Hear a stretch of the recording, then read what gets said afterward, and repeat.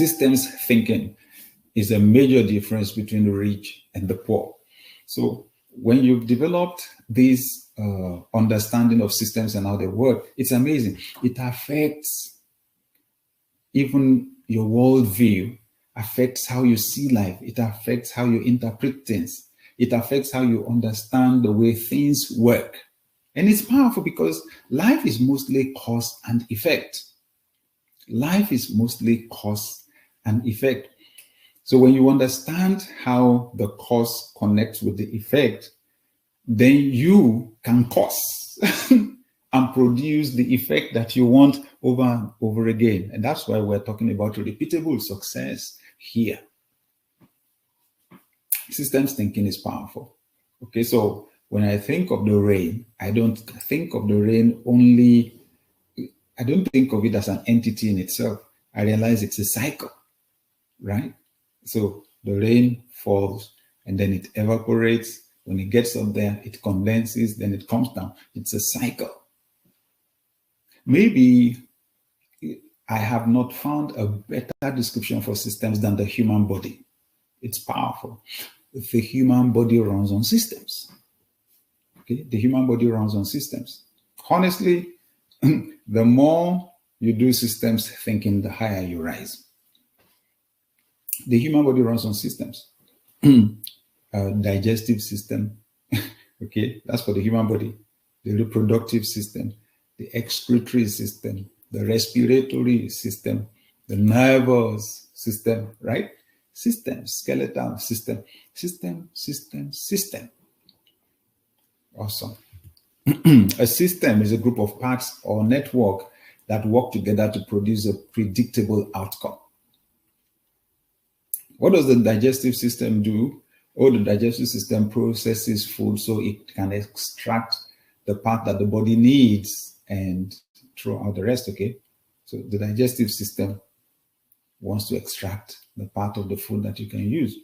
What are the parts that make up the digestive system? It starts from the mouth, down to the esophagus, and then the small intestine, and then the stomach, and then the small intestine, and then the large intestine, right? Yeah.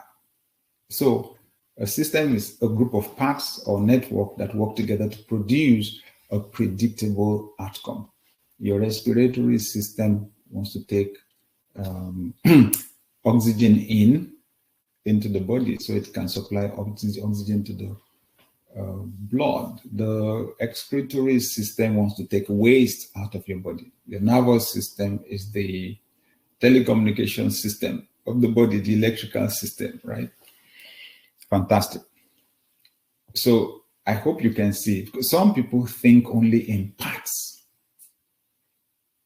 They think only in parts. But when you can think systems, honestly, you can produce results that are predictable a whole lot better. Now, somebody may be saying, oh, well, but I'm not an entrepreneur. Oh, but I don't have a business of my own. Oh, but I'm not the CEO of the organization. Oh, you know what? You need to learn about systems even if you are not the founder or the CEO. One of the training programs that I enjoy doing the most for organizations is the one I call Think Like a CEO. Because there I share insights with employees on the things that helped me to rise very fast when I was an employee. Honestly, as soon as I got in, I asked myself, what's the highest level to which I can rise in this organization? And it was right next to the founder. I said, fine, so that's where I'm going. You know what I began to do? I began to put myself in the position of the head of the organization. It was a game changer. That way, I was able to empathize with the problems, with the challenges that the founder was having at his level. And in order to get solutions at that level, I began to read the books that a CEO should read. Yeah, I began to read the books. honestly, they blew my mind. Some of them, I would read a chapter and it would be like my head wanted to explode. Okay. But then the quality of ideas I began to submit began to change.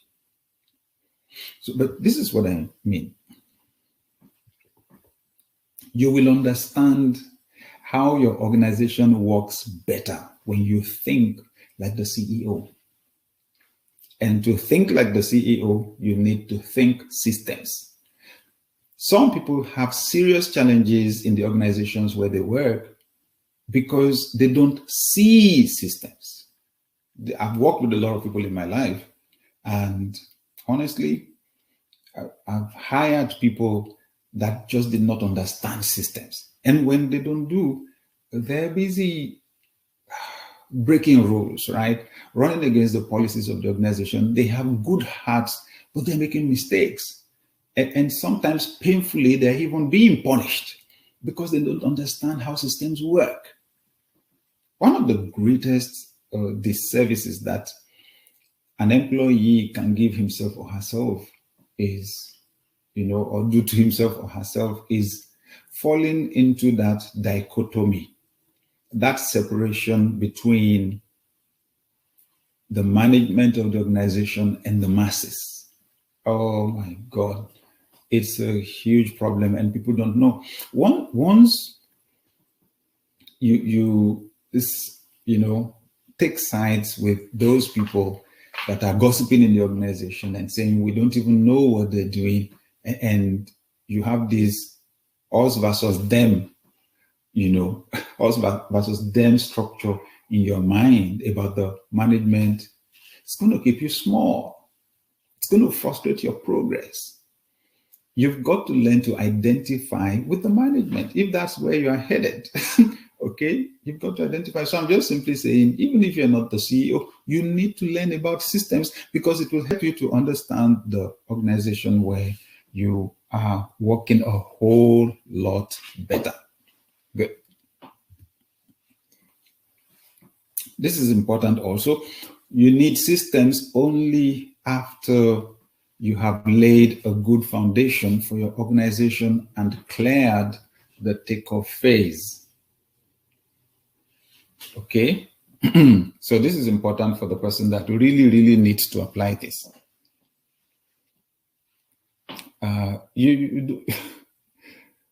Systems are not your headache if you just started your business and if it's only you working in the organization, right?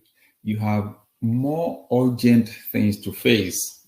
And that's why I'm saying you need to make sure you've laid a good foundation for the organization first. Okay? You need to lay a good foundation. At the end of our discussion today, I'm going to introduce to us a course because that's a whole different thing on its own. The 5-phase growth system for an organization. Listen, I've suffered trying to grow organizations. Honestly, I've suffered. I can save somebody some trouble. But I know that an organization goes through various phases of growth. And in that course, I discuss those different phases. And the startup phase is the most important. Okay? The startup phase. And I discussed in the course what you should be focusing on there. What you should be focusing on. What you should be focusing on is identifying people's needs. That's where to start from. Okay? Identifying people's needs. What do people need? Food? What kind of food? How do they like it? What do they? Now, you do a lot of iteration, a lot of experimenting at that phase. If you are at the startup phase right now, and maybe things are not working perfectly for you, honestly, I want to encourage you, keep going, but keep adapting.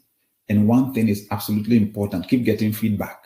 Keep getting feedback from people and adjusting. Continue to get feedback and adjust. Get feedback and adjust. Get feedback and adjust until you hit what we call that sweet spot. Sweet spot. What people need is exactly what you're providing. How they want it is exactly how you're providing it. The sales, okay, the sales come to, you have a lot of referrals because people don't keep quiet. When they really, really enjoy your product or service, they'll tell somebody else. If you're into fashion designing, I say, look, I think advertising for you is one of the easiest things in this world, simply because people have to put the clothes on that you make. And somebody's going to ask, even if they don't say, somebody's going to ask, oh, that looks beautiful on you. Where did you get it?